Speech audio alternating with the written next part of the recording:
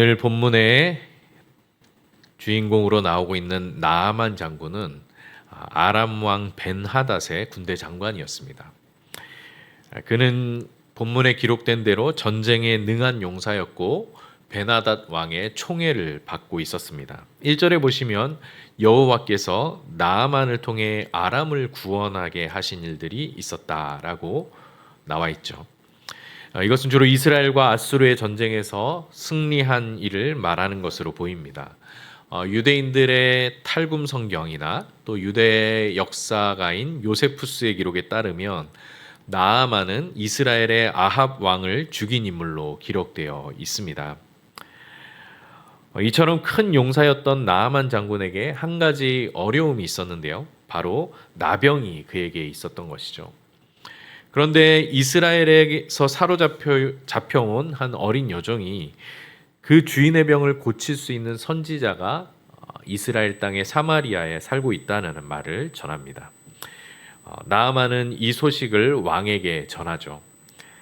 이에 아람 왕은 나아만에게 은 10달란트와 금 6,000개 그리고 의복 10벌을 주고 이스라엘 왕에게는 나아만의 치료를 부탁한다라는 편지까지 친서까지 써서 나아만을 이스라엘에 보내게 되죠. 그런데 아람 왕의 편지를 읽고 난 이스라엘 왕은 두려움에 옷을 찢고 탄식합니다. 벤하닷이 이 일로 공연히 트집을 잡아서 또 이스라엘을 공격하려는 것으로 오해한 것이죠. 이 소식을 듣게 된 선지자 엘리사는 왕에게 전령을 보내서 나아만 장군을 자기에게 보내라고 말합니다. 이에 나아만은 말과 병거들을 거느리고 엘리사를 찾아가죠. 그런데 엘리사는 나아만의 얼굴을 나와보지도 않고 사자를 보내어서 요단강에 몸을 7번 씻으라라고 명령합니다. 이 말을 들은 나아만은 화가 나서 돌아가려 하죠. 그는 엘리사가 자신에게 나와서 자기를 영접하고 여호와의 이름을 부르면서 자기 상처 위에 손을 흔들어 병을 고쳐줄 거라 기대했습니다. 일반적으로 그 당시에 주술사들이 병을 고치는 방식을 기대했던 것이죠. 그러나 엘리사는 나와보지도 않고 자기가 사는 다메섹의 큰 강들에 비해 너무나 작고 초라한 그 요단강에 가서 몸을 씻으라고 하니 어이가 없었던 것이죠. 하지만 이때 나아만의 종들이 나서서 나아만을 설득합니다. 이보다 더한 일을 하라고 해도 했을 텐데 고작 가서 몸을 씻으라는 것을 하지 않겠느냐라고 그 나아만 장군을 설득하죠. 이에 나아만은 그 요단강으로 가서 7번 몸을 씻고 깨끗이 나병을 고치게 되었습니다. 그리고 나아만은 다시 엘리사를 찾아가 오늘 우리가 읽진 않았지만 15절에서 다음과 같이 고백합니다. 내가 이제 이스라엘 외에는 온 천하에 신이 없는 줄을 아나이다 라고 고백하는 장면이 나옵니다. 우리는 오늘 본문을 통해서 나아만을 믿음의 자리로 이끌어 가시는 그 하나님을 보게 됩니다. 하나님께서 이 나아만 장군을 믿음으로 말미암아 구원에 이르는 그 구원의 선물을 주시기 위해 그 나아만을 믿음의 자리로 이끌어 가시는 것이죠. 사실 나아만은 우리가 앞에서 본 것처럼 부족할 것이 없는 아주 강한 용사였습니다. 그런데 그 나아만에게 육체의 연약함, 즉 나병을 주셔서 그것을 통해서 나아만이 하나님을 찾게 하신 것이죠. 물론 그가 하나님께로 나아가는 여정이 쉽지만은 않았습니다. 엘리사가 있는 그 이스라엘은 아람의 숙적이었고 또 이에 이스라엘 왕은 나아만이 전한 그 아람 왕의 친서를 보고 우리를 공격하려는 것 아닌가라고 오해를 했었습니다. 또한 나아만은 또 자신을 무시하는 듯한 엘리사의 태도에 화가 나서 다시 아람으로 돌아가려 했었죠. 그런데 이 위기 때마다 하나님은 나아만을 붙들어 주셨습니다. 하나님은 최초의 이스라엘의 그 어린 여종을 통해 나아만에게 엘리사에 대한 소식을 듣게 하셨죠. 그리고 나아만에 대해 오해한 그 이스라엘 왕에게는 엘리사의 사안을 보내셔서 나아만을 엘리사에게 보내게 하시고 또 나아만이 아람으로 돌아가려 할 때는 그의 종들을 통하여 나아만 장군을 설득하셨습니다.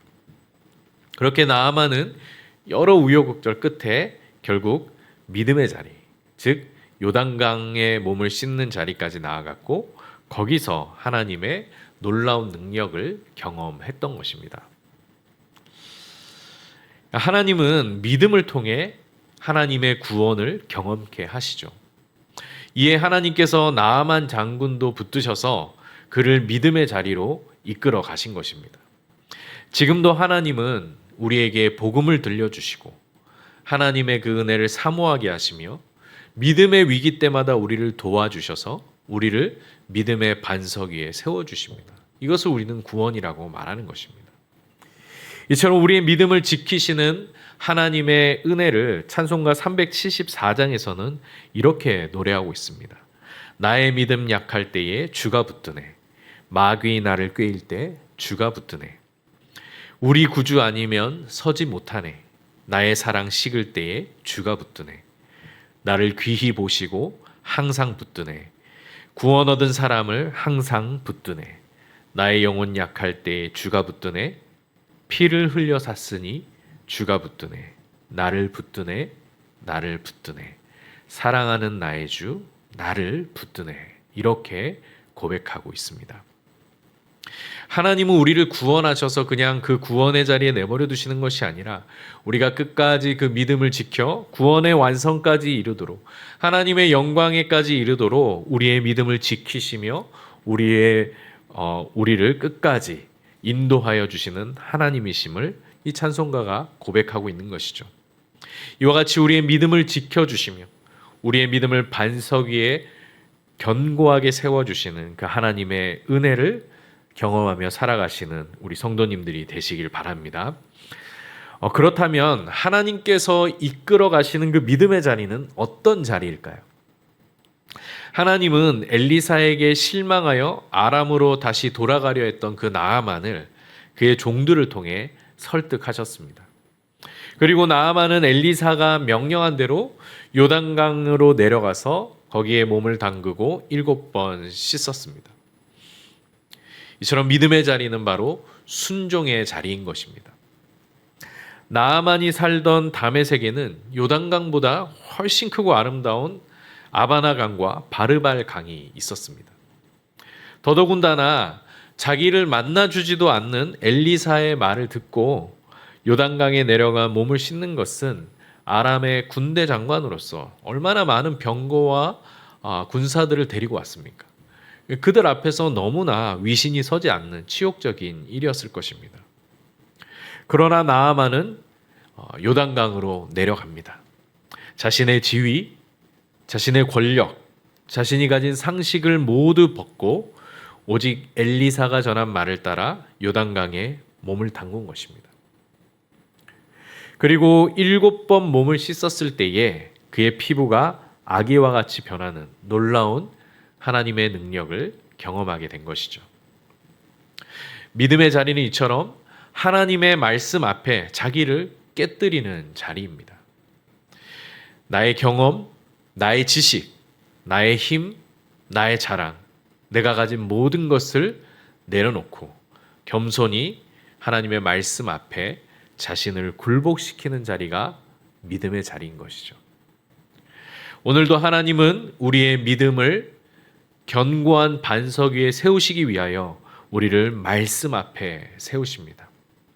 그 말씀 앞에 자신을 깨트리고 굴복시킴으로써 순종의 발걸음을 내디듬으로 하나님의 구원을 경험하시는 우리 성도님들이 되시길 바랍니다. 마지막으로 우리는 15절에 나오는 이 나아만의 고백을 통해 하나님의 구원이 이 문제의 해결을 넘어서는 하나님 경험이라는 사실을 보게 됩니다. 사실 하나님은 다양한 문제들로 우리를 부르시죠. 때로는 건강 문제로, 때로는 자녀 문제로, 때는 관계의 문제로, 때로는 경제적 문제로, 때로는 마음의 불안과 두려움으로 우리를 하나님께로 부르십니다. 나아만같이 강하고 부족할 것 없었던 그 장군도 연약함을 가지고 있었고 그것이 하나님을 찾는 계기가 되었습니다. 이처럼 우리는 누구나 연약함과 결핍을 가지고 살아갑니다. 하지만 하나님은 그 문제만을 해결해 주시려고 우리를 부르시는 것이 아니라 그 문제를 통하여 살아계신 하나님을 경험하게 하시는 것입니다. 나아만이 만약 병고침을 받고 거기에 만족하여 그냥 아람으로 돌아갔다면 그것으로 이 이야기는 싱겁게 끝나고 말 것입니다. 그러나 나아만은 엘리사를 다시 찾아갑니다. 그리고 그의 앞에서 내가 이제 이스라엘 외에는 온 천하에 신이 없는 줄을 아나이다 라고 고백한 것입니다. 이방 나라이자 이스라엘의 적대국이었던 아람의 군대 장관이 그의 입술을 통하여 이스라엘의 하나님을 온 천하에 유일하신 참 하나님이시라고 고백하는 장면입니다. 오늘 본문은 나아만 장군의 나병이 고쳐진 것보다도 나아만의 입술을 통해 하나님이 온 천하의 유일하신 하나님이라고 고백하는 그 모습에 방점을 찍고 있습니다. 이 모습이 바로 하나님께서 나아만 장군을 부르신 이유이기 때문입니다. 그는 처음엔 나병을 고치기 위해 엘리사를 찾아왔지만 결국 믿음의 자리로 나아가서 그 요단강에 자신을 담금으로써 온 천하의 유일하신 참 하나님을 경험할 수 있었습니다. 마가복음 2장에 가면 예수님께서 친구들이 침상에 메고 온 중풍병자를 고치시는 장면이 나와 있습니다. 친구들은 무리가 너무 많아서 중풍병자를 예수님께로 데려갈 수 없게 되자 지붕 위로 올라가서 그 지붕을 뜯어내고 그 중풍병자가 누운 상을 예수님 앞으로 내려보냅니다. 이 장면을 보신 예수님께서 그 중풍병자에게 뭐라고 말씀하셨습니까? 작은 자여, 내 죄사함을 받았느니라 라고 말씀하십니다. 만약에 예수님께서 이 말씀을 하지 않으시고 그냥 병고침을 받았으니 가서 평안하게 지내거라 이렇게 말씀하셨다면 서기관들이 크게 동요하지는 않았을 것입니다. 그러나 작은 자여 내 죄사함을 받았느니라는 말씀을 들은 서기관들은 하나님 한 분 외에 누가 능히 죄를 사하겠느냐라고 말하면서 예수님의 발언을 신성모독이라 여깁니다. 그런데 이에 대하여 예수님께서 마가복음 2장 9절과 10절에서 이렇게 답하십니다. 어찌하여 이것을 마음에 생각하느냐? 중풍병자에게 내 죄사함을 받았느니라 하는 말과 일어나 내 상을 가지고 걸어가라 하는 말 중에서 어느 것이 쉽겠느냐? 그러나 인자가 땅에서 죄를 사하는 권세가 있는 줄을 너희로 알게 하려 하노라고 말씀하시죠. 중풍병자를 침상에 메고 온 친구들은 예수님께서 그 중풍병을 고쳐주시기를 바라고 찾아왔을 것입니다. 그들은 이 믿음으로 지붕을 뜯었고 예수님 앞으로 침상을 달아내리죠. 믿음의 자리까지 나아간 것입니다. 그러자 예수님은 중풍병자에게 먼저 그의 죄사함을 선언하심으로써 예수님이 이 땅에서 유일하게 죄 사하는 권세를 가지신 하나님의 아들이심을 밝히셨습니다. 그저 우리의 병을 고쳐주시고 우리의 가난을 해결해 주시는 분으로 끝나는 것이 아니라 우리의 죄 사하는 우리를 죄에서 건지시는 그 권세를 가지신 하나님의 아들이심을 보여주신 것입니다. 이로써 병고침을 바라고 찾아왔던 그 중풍병자와 그의 친구들은 죄 사함을 베푸시는 하나님의 아들을 경험하게 된 것입니다. 여러분, 하나님께로 나오실 때에 무엇을 기대하고 나오십니까? 참으로 하나님과 살아계신 하나님과의 만남을 기대하고 나오십니까? 여러분들이 이 자리에 나오실 때에 인생의 여러 문제들을 가지고 계실 것입니다. 또 어떤 문제들은 아주 오랫동안 나의 마음을 짓누르고 나를 괴롭히고 있는지도 모르겠습니다. 물론 세상의 방법들로 그 문제들을 얼마든지 해결할 수도 있겠지만 우리는 요단강으로 들어가 우리의 몸을 담급니다. 하나님의 생명의 말씀에 우리의 몸을 담그고 또 우리 주 예수 그리스도를 통해 베푸시는 하나님의 그 은혜에 우리의 몸을 담급니다. 그것이 우리가 하나님께서 우리를 이 자리로 부르신 이유이기 때문입니다. 이 믿음의 자리에서 하나님의 그 생명의 깊이와 그 사랑의 풍성함과 그 영광의 기쁨을 경험하며 살아가시는 우리 성도님들이 되시길 바라겠습니다. 오늘 나아만 장군이 만났던 그 하나님, 우리도 하나님께로 나아가 믿음의 자리로 나아가서 그 구원의 하나님을 만나고 그 하나님의 사랑과 그 생명의 깊이를 경험하며 그 사랑 안에서 다른 사람까지도 사랑하는 여러분들의 삶으로 나아가시는 성도님들이 되시길 바라겠습니다. 함께 기도하겠습니다.